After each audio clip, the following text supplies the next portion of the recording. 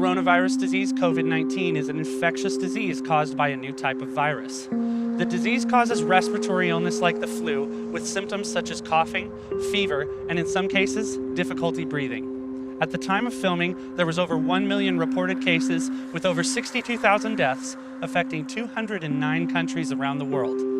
The spread of this disease is unlike anything remembered in recent times, and its effects will not be forgotten for generations. What follows is a look into the lives of those affected by coronavirus. People who have lost their jobs, business owners who have shut down for the foreseeable future, and some whose livelihoods, maybe their very lives, are at stake.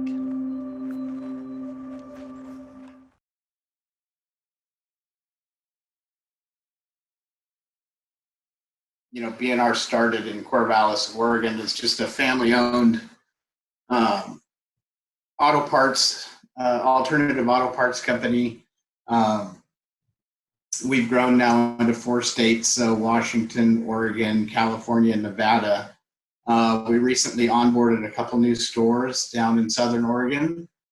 They're starting to come along really nicely. So our footprint, we feel like, was really built out, and we kind of had worked out a lot of our growing pains. So we're super excited about what 2020 had in store for us.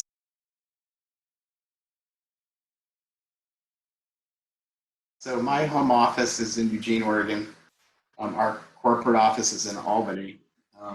But being in 4 states with 19 production facilities plus our corporate office, we encompass over 500 employees. So, and being somebody that likes to be kind of close to the culture, I feel like I've got a lot of associates that I've developed very close relationships with throughout the whole gamut of the organization.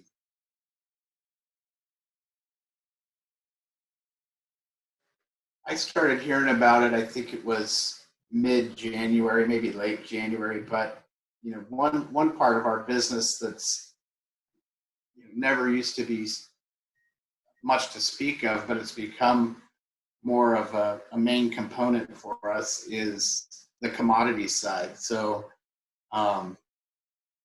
after we've harvested the parts off of a car that are reusable, that car ends up going into a scrap pile, which is eventually shredded and typically sent to China. So China's demand plays an important role in how that all looks for us. So when things are happening in China, we definitely, it perks my interest right away. So when I saw it, and I'm sitting there watching it, and I think what caught my eye was watching those numbers, and the numbers seem to come out slow. But you could tell by the Chinese government's response that this was something very serious.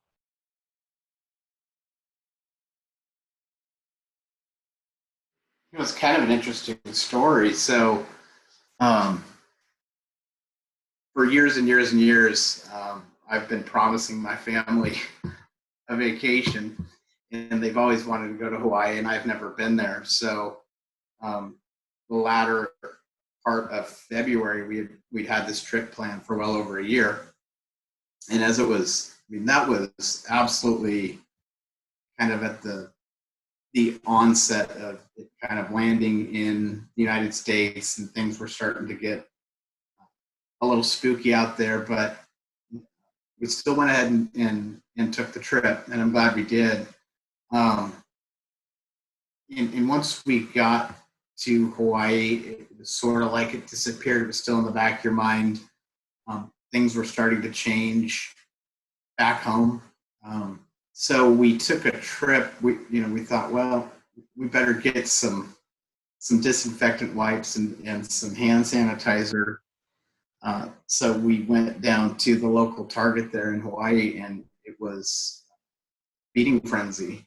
So when I saw that taking place, it really sold at home. So in the period of time, and we were there a few days, but in that period of time, flying out of the Northwest over to Hawaii, I don't think I saw. Maybe there was a couple people. It wasn't enough to really notice. But I don't think I saw anybody wearing masks. I didn't see any changes with TSA or anything like that. And then when we flew home, I think we were in fact, I would say we were in the minority at the airport by not having masks.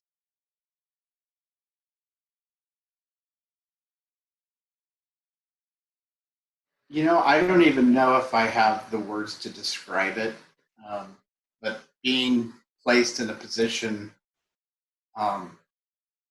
where you have such a direct responsibility and really what I call a debt to serve our employees, and just always front of mind is how do I make sure that everyone's taken care of. So, I first go directly to obviously their health and safety, which is paramount to us and me personally. And then, of course, you think of the economics of it. So, being a job creator is something that I take a lot of pride in saying, and it's been really fun. This is something like I've never seen ever in my career.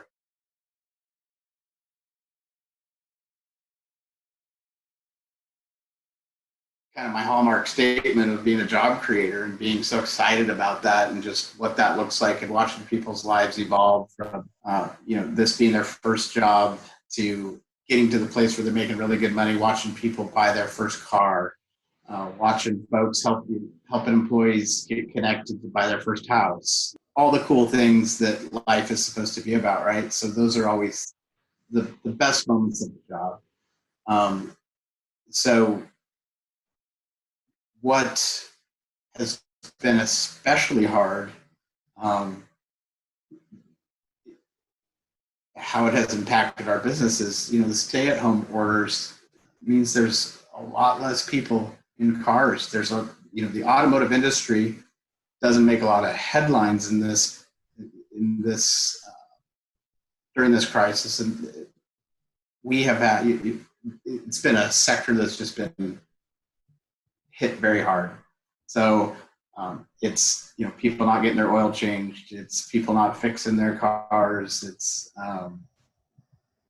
been I don't want to use the word devastating. It's been hard. So we've collectively we meet every week, the leadership team, and we identify every single avenue and we try to transition our business any way we can think of to continue to support our family. And we have had to make some cuts, and it's been, I've had grown men in leadership positions crying their eyes out. I will say this and knock on wood, I've never had to lay anybody off in my entire career. This would be a first.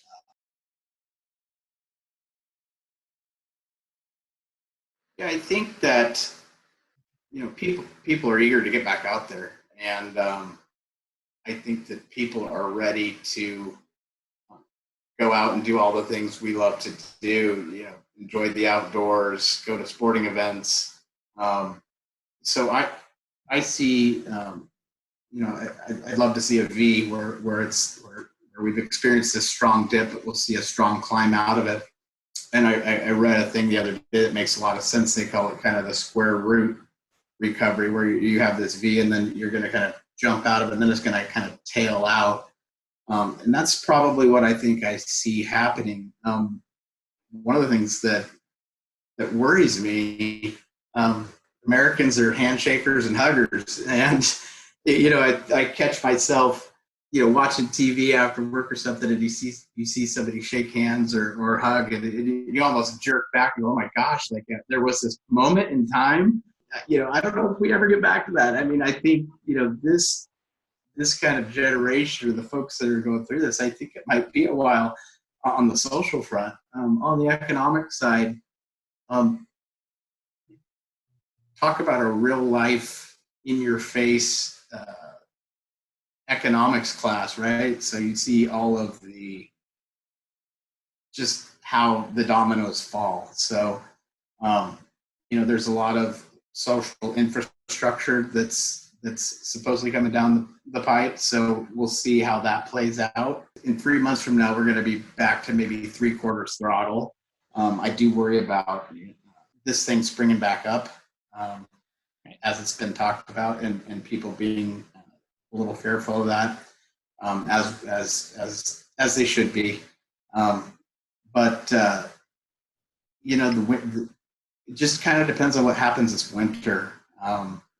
If this thing pokes back out at us, we're going to be going right back through it again. And I think that's going to be really challenging on kind of the morale of the nation, our state, our cities. We're a connected society, and that's probably why this thing has been so hard on the United States. Is we love our freedom, and we love to shake hands and hug, and so it's going to be interesting to see.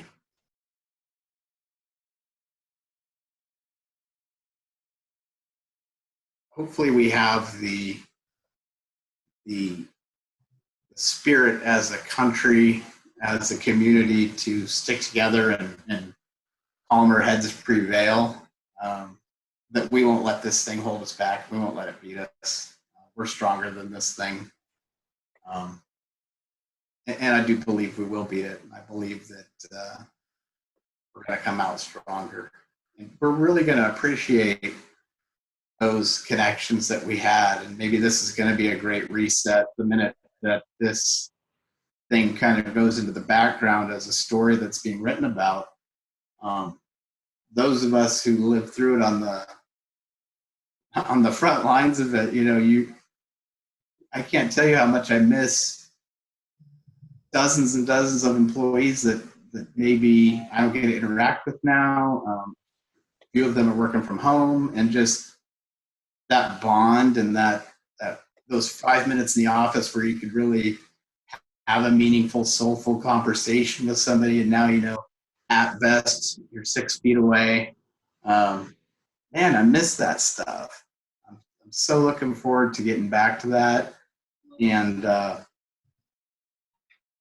it's funny because I've had some phone calls with certain people that I wouldn't typically spend time on the phone with outside of work, and man, I've sure appreciated those. Just talking about life. It wasn't even work related, but just feeling like we were sitting down at a restaurant, having a meal together. I'm really looking forward to that. I'm super excited for whatever that looks like, even if we're not necessarily hugging when we see each other at the restaurant. It'll be nice to have a good meal and someone to have a good conversation with. Thank you so much for joining us on this episode of COVID-19 in 2020. What you've just heard is one such example of the devastating effects of this virus and how indiscriminate they are. Please don't forget to hit like and subscribe so you don't miss out on future episodes where we plan on looking into every industry possible so that we can find out the true effects of this virus.